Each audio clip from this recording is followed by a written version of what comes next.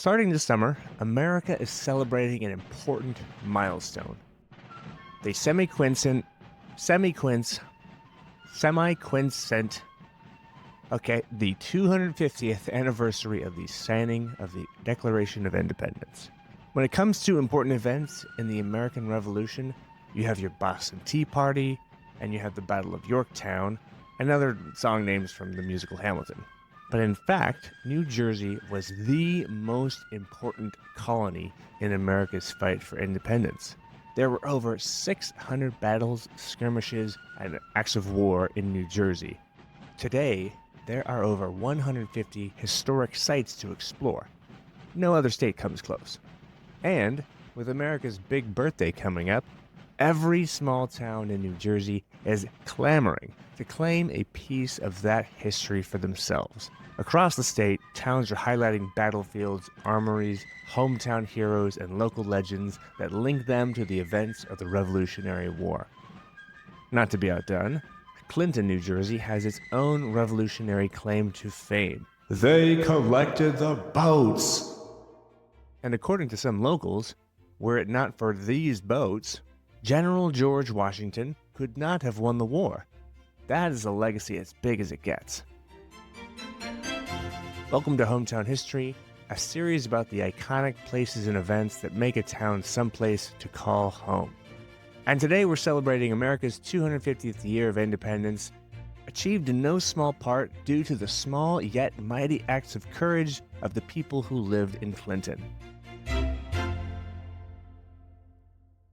This is the final episode of Season 2 of Hometown History, so this week we're going to spice things up a little bit because the idea for this episode came directly from the curious mind of our producer, Katie Feather. So we wanted to bring her into the recording booth to talk about it. Hi, Katie. Welcome to my voiceover session. Thanks. It's cozy here. Comfy cozy. So why are we talking about boats and the Revolutionary War, and what does this have to do with Clinton? Yeah, so when we were identifying the stories we wanted to cover in season 2 on Clinton, we knew this 250th anniversary of the American Revolution was coming up. So I asked Clinton residents, what were people in this area doing during the American Revolution? What's your claim to fame? And they were like, oh yeah, we're the boats people. We collected the boats. Yeah, I feel like I need a little bit more context because I don't know what boats these guys are talking about. Right, yeah, me neither. So allow me to remind you of a famous painting currently hanging in the Metropolitan Museum of Art called Washington Crossing the Delaware. This 1851 painting by Samuel Loitza depicts a fictional scene based on a real event, a small fleet of colonial-era soldiers crammed into rowboats, oars and limbs akimbo, crossing an icy river. It's coming back to you now, right? Yeah, I can see this clearly in my mind. The guy had his leg up on the boat. Right, I love yeah, the that use was of that Washington. word, akimbo. So definitely I see this. So this river crossing is part of a period in history books called the 10 Crucial Days, which took place between December 25th, 1776 and January 3rd, 1777. Okay. Right around Christmas time. Little holiday surprise attack, I'm guessing. Yes, exactly. The story you hear in history class, if you remember, Ryan, is that Washington takes strategic advantage of the fact that it's winter, it's just after Christmas, the British and their troops do not expect to engage in any battles at this moment. They're just hunkered down in New Jersey, waiting for the weather to get warm, maybe imbibing a little, feeling jolly and merry. 'Tis the season, as you do during the holiday. Exactly, a tale as old as time. So their guard is down, and so Washington chooses this moment to bring his small group of soldiers across the icy Delaware River from Bucks County, Pennsylvania, and he attacks the British at Trenton. And over the course of 10 days, he turns the tide of the American Revolution. They catch the British off guard and manage to win back much of New Jersey with just this small army of soldiers. So it's like a David and Goliath story, but I didn't hear any mention of the boats. Well, remember I said they have to come across from Bucks County, Pennsylvania, and to do that, Washington has to cross the Delaware River. And it's hard to cross a river without boats. Right, yes, yep. Wow, so small you almost missed that detail. Yeah, and getting back to the point of this podcast, that's what was so interesting about what Clinton residents said they were known for.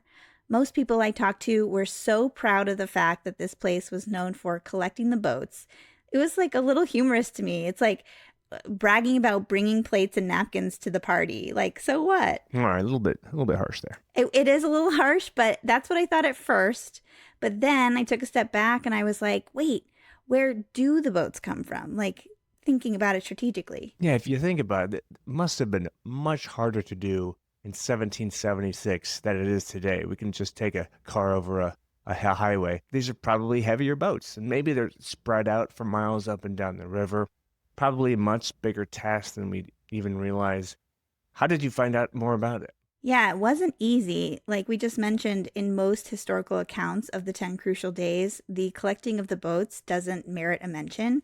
But like rowers making their way through an icy river, we kept heaving and hoeing until eventually we found maybe the one person in New Jersey who can tell us about the boats, local historian and author William L. Kidder, also known as Larry. Living right on the Delaware River, I got very interested in the boats and how they were used and where they came from and all of that. And I found out in my research, there's just a lot of bad information floating around out there. Aha, floating. Nice pun, Larry. Long story short, that's a 300-page book. Larry is actually writing a book about the events of December 1776, and in fact does give special mention to the boats. Ferry boats are used to go across the river, right? Durham boats are used to go up and down the river. They are the Mack trucks of their day. Durham boats. Never heard of those before. I wonder what they look like. Yeah, I hadn't heard of them either, but the name comes from the Durham Iron Works, which were located on the Delaware River. And like Larry said, they're like the Mack trucks of boats because they were created to carry really heavy stuff like iron. The Durham boats had partial decks. They weren't open like a canoe. They were anywhere from 40 to 65 feet long. They were 8 feet roughly wide. And they also had boards running along the side of the ship that you could walk on from stem to stern with all the cargo in between. And we know that the boats were given propulsion by men walking on those boards with long poles stuck in and then pushed into the bottom of the river. Anybody that had something big and heavy to move was going to be using these Durham boats. So these are privately owned commercial boats. Your average farmer didn't have one. Your average blacksmith doesn't have one. Because not only did you need the boat, you needed a crew. These are not the kind of thing you can just get in and row. It takes a 5-man crew, and they got to be strong, and they got to know how to deal with these boats in the water and deal with the current, and things like that.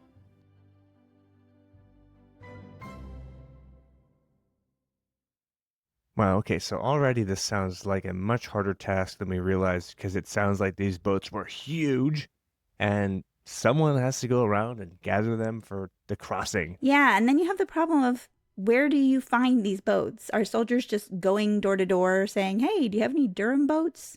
But according to Larry, finding the boats was actually kind of the easy part. Remember that life at that time is a lot more open than it is today. You know your neighbors a whole lot better. You know your neighborhood, you know your town.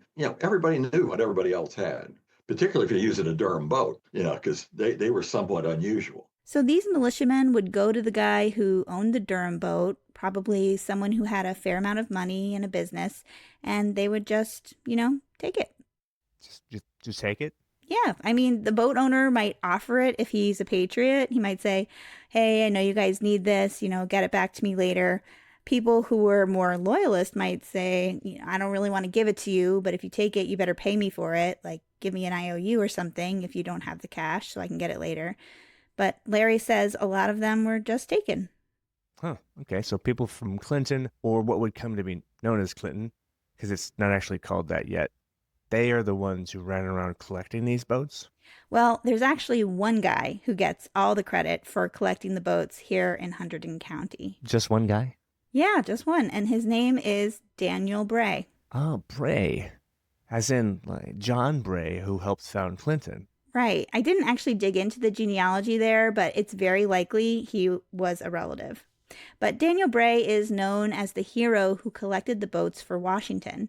And when people in Clinton say they're known for the boat collecting, they're referring to Bray here. Daniel Bray was born in 1751 in Kingwood Township near Baptisttown. and he was a lieutenant in the 2nd Regiment of the Hunterdon County, New Jersey Militia, which, by the way, Ryan, had their headquarters at the old Bonnell Tavern right here in Clinton. It's all coming together. So we got Daniel Bray, we got boats, we got hometown hero. Yep. But what's strange is this boat collecting story first appears about 100 years after Washington's crossing. In the early 1900s, you start to see some newspaper articles calling Daniel Bray an unsung hero of the American Revolution. This guy named Joseph F. Fulson writes a whole poem called The Ballad of Daniel Bray. And all these stories say essentially the same thing. They claim that Daniel Bray was given orders directly from Washington to round up the boats along the New Jersey side of the Delaware River and hide them on Malta Island. Some accounts say that Bray did this secretly under the cover of darkness. Some say he did it alone. Other accounts say he enlisted the help of 2 men. But in every instance, Bray is the hero of the story. Like, for example, Ryan, I'm going to have you read this passage from a news article that was written in 1903. Go ahead. All right. It was Bray who made it possible for Washington to win the Battle of Trenton. But for his indomitable pluck and energy in gathering under the most adverse circumstances, the flotilla of small craft that bore the tattered troops across the ice-filled river, the Hessians could not have been smitten hip and thigh on that memorable Christmas morning, which marked a turning point in the great struggle for liberty. What do you think of like the flowery language and like the hero worship in that? Isn't that amazing? Flowery is definitely the word. Like, nobody writes like this these days, but pretty amazing that that's true. Yeah, so if true being the key phrase here, we'll get into that in a second. So this story gets circulated around, and in 1931, the state memorializes Bray with a plaque at his gravesite in Rosemont, New Jersey.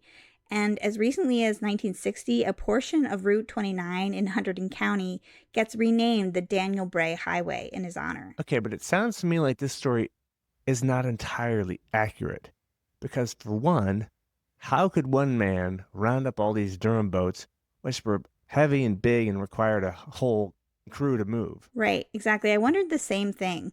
So I asked Larry Kidder to help clear this up for me. What did he say? Is Daniel Bray didn't really collect the boats? No, he did collect the boats, but he was part of a much larger operation. I know that not just in Clinton, but all around New Jersey, he gets a lot of press, for being the guy who saved the day, so to speak, by collecting these boats right before the crossing. Well, it's one of those things. It's been distorted. Daniel Bray was a small part of a very large operation. There were other militia companies helping also. Somebody decided they wanted Daniel Bray to be the guy who thought up this whole thing, and boy, he's the hero for Washington. Well, you could do that for dozens of men. Right. So this happens a lot with historical research, as I've discovered. A lot of details get blurred, some facts get misstated or left out. And whenever you see a narrative that's like, this one guy was solely responsible for these events, I got to really question whether that's true or not. And in this case, the truth was probably stretched from the very beginning. There's reason to believe that those early articles on Daniel Bray were based on some things written by Bray's own son and grandson, based on just stories that had been passed down in the family. So from the get-go, there's a really good reason why Daniel Bray is made out to be the hero of this story. I see. They were like, Grandpa told me it was true. Yeah. So Bray didn't collect the boats on his own then? No, he didn't.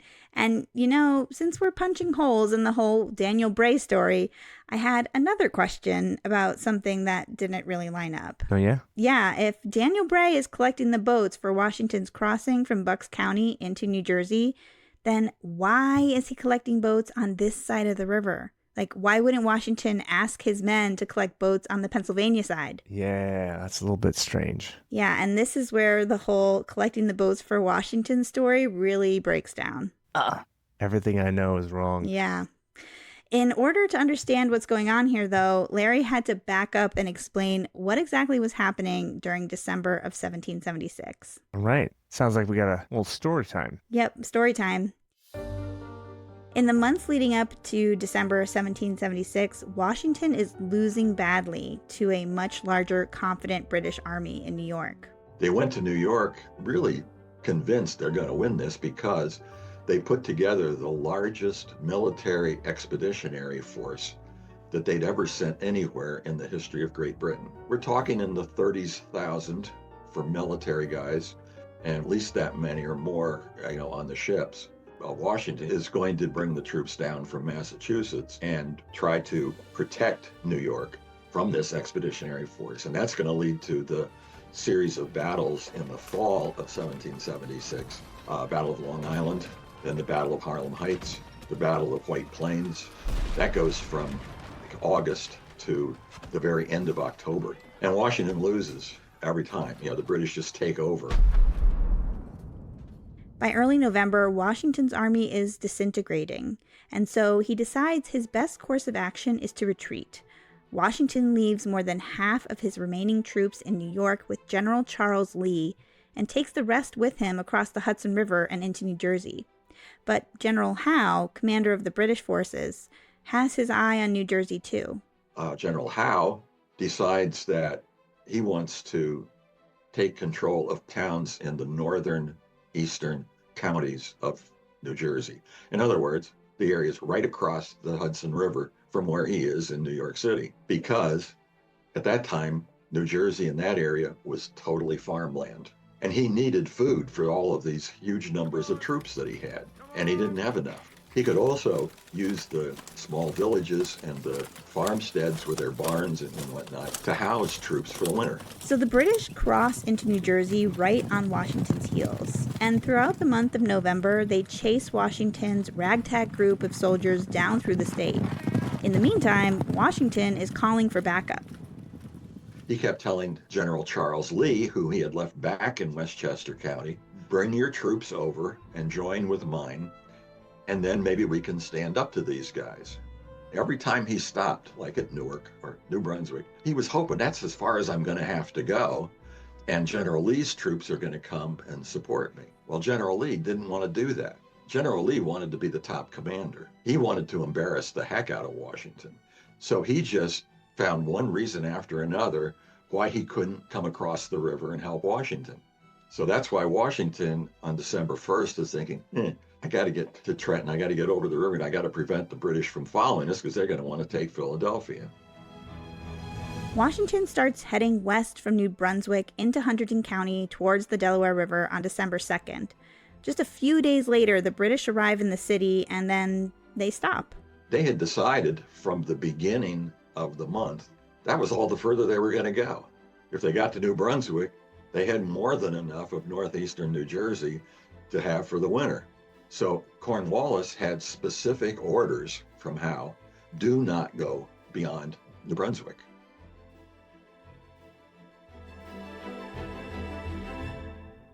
So, for the first time during their retreat, Washington has some time to come up with a plan to keep the British from pursuing him into Pennsylvania. So this is really the first gathering of the boats story. But wait, did he just say the first gathering of the boats story? As in, like, more than one boat? Yeah, the first time George Washington needs to gather the boats is in the first week of December. And he wasn't attacking the British, he was retreating from them. He ordered Colonel Richard Hampton in the Pennsylvania Continental Line to go ahead to Trenton, ahead of the army, and secure boats at the two Trenton ferries at that time, and collect boats so that there would be more than just the normal couple of ferry boats there, so that he could get his army and all their equipment and provisions across. But Washington doesn't want to just get across the river. He wants to keep the British from following him. George Washington also wanted to make sure that every darn boat on the Delaware River got collected and taken over to Pennsylvania, so that when the British followed him to Trenton, they couldn't come after him. There would be no boats for them. So he sent orders to enough different people to cover about 20 miles north of Trenton and 20 miles south of Trenton and get all the boats off the river. So many boats. All right, so what's Daniel Bray's role in all this? Actually, he's part of yet a third boat collecting story. What? Yeah, remember how General George Washington was calling on General Lee for backup? but Lee didn't want to come down from New York and help. Well, Lee finally brings his forces to join up with Washington around December 20th.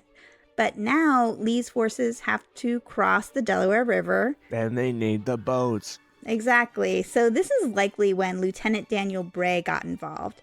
They collected the boats so that General Lee and his troops could cross the Delaware River and join Washington's forces ahead of the planned attack on the British on Christmas morning. So Daniel Bray actually collected the boats for General Lee, not Washington. Right. And to be fair, we're not the first people to have said this.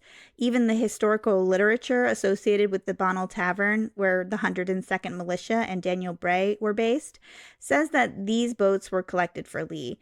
But that's a fairly recent understanding of the history. For decades, the story was that Daniel Bray single-handedly collected the boats for Washington's crossing on December 25th. So do we still consider Bray a hero?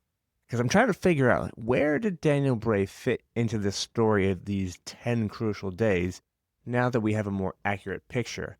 Like, he didn't single-handedly save the country from the British or whatever that poem said, but he's still a part of the story of this larger group of New Jersey militiamen.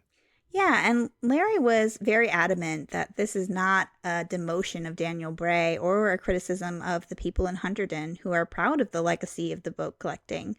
Bray and other men in the 102nd Regiment were actually really important to the success of the 10 crucial days in ways that even Washington himself didn't see. Because as Washington is retreating across New Jersey, he's getting frustrated with New Jersey militiamen who are just abandoning him to go back home. Every time he stops, he loses more troops because they just think this is the end. They're retreating. They're going to surrender any day now. So Washington just gets really frustrated with these guys and complains bitterly about how the New Jersey guys won't support him. Well, one thing he doesn't know about are people like Daniel Bray. This is why I don't want to push him aside at all. Daniel Bray represents, to me, New Jersey militiamen, of which there were dozens, who tried to help out Washington in any way they could. They formed volunteer companies, or they tried to reform their former company as best they could, and then just do something to help Washington. And when they got the orders to get these boats across the river to Pennsylvania and collect them at places like Frenchtown for General Lee's troops to use, that was how they were helping Washington as militiamen.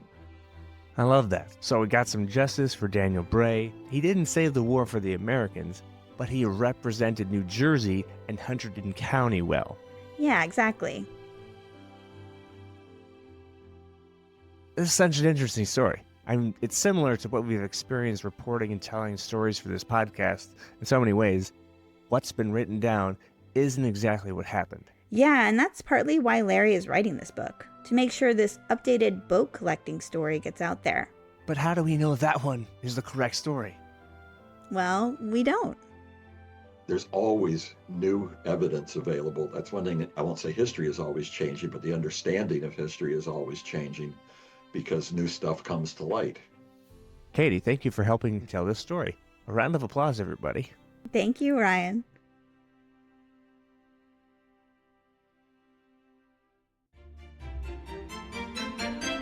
This episode was written and produced by Ryan Ross and Katie Feather. It was mixed and edited by Katie Feather. Our theme music is La Danse Timide by Howard Harper Barnes. Check us out on our website at hometownhistory.substack.com and hometownhistorynj.com. Thanks for listening.